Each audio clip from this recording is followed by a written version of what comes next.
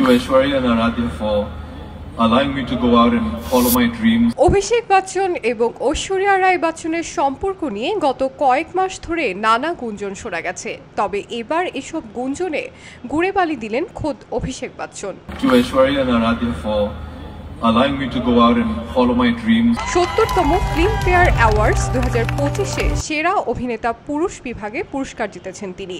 2024 সালের I want to talk চলচ্চিত্রে অভিনয়ের জন্য এই সম্মান অর্জন করেন অভিষেক বচ্চন। চোখে জল নিয়ে অভিষেক মঞ্চে এক হৃদয় ছোঁয়া বক্তব্য দেন, যাতে স্ত্রী ঐশ্বরিয়া রায় বচ্চনের অবদানের কথা তিনি উল্লেখ করেন।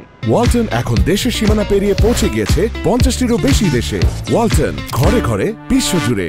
তিনি বলেন, ঐশ্বরিয়া এবং আরাধ্যকে ধন্যবাদ আমাকে আমার স্বপ্ন অনুসরণ করতে দেওয়ার জন্য। আমি আশা করি এই পুরস্কার জেতার মাধ্যমে তারা বুঝবে যে তাদের ত্যাগই আজ আমাকে এখানে এনে দাঁড় করিয়েছে। আমি এই পুরস্কারটি দুজন বিশেষ মানুষকে উৎসর্গ করতে চাই।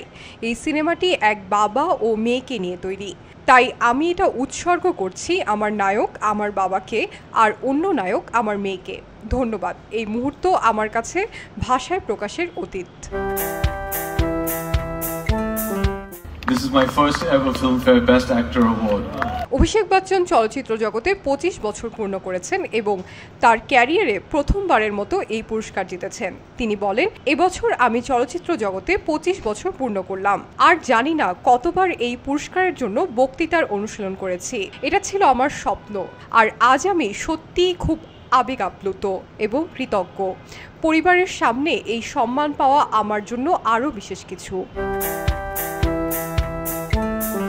অভিষেক ঐশ্বরিয়া দম্পতির সম্পর্ক নিয়ে সামাজিক যোগাযোগ মাধ্যম এবং বিনোদন সংবাদ মাধ্যমে বেশ কিছু খবর প্রকাশিত হয়েছে, তবে বিশ্বস্ত সূত্রগুলো জানায় দুজনের মধ্যে কিছু ব্যক্তিগত মতপার্থক্য বা দূরত্ব থাকতে পারে, তবে তারা এখনও স্বামী স্ত্রী এবং নিজেদের জীবন এবং কাজ নিয়ে এগিয়ে যাচ্ছেন। আর অভিষেকের এই বক্তব্য যেন প্রমাণ করলো তাদের মধ্যে এখনও সুসম্পর্কই রয়েছে। আই ওয়ান্ট টু টক সিনেমায় অভিষেককে দেখা যায় এক মৃত্যু পথযাত্রী বাবার চরিত্রে, যিনি তার মেয়ের সঙ্গে সম্পর্ক পুনরুদ্ধারের চেষ্টা করেন। এটি তার প্রথম সিনেমা পরিচালক সুজিত সরকারের সঙ্গে, যিনি ভিকি ডোনার, অক্টোবর, পিকুর মতো চলচ্চিত্রের জন্য পরিচিত। গল্পটি বাস্তব ঘটনার অনুপ্রেরণায় তৈরি। তিনি পরবর্তীতে কিং সিনেমায় শাহরুখ খান এবং সুহানা খানের সঙ্গে অভিনয় করবেন। শাইনি আলম চৌধুরী, খবরের কাগজ। খবরের কাগজ, নিখাত, নির্ভীক, নিরপেক্ষ।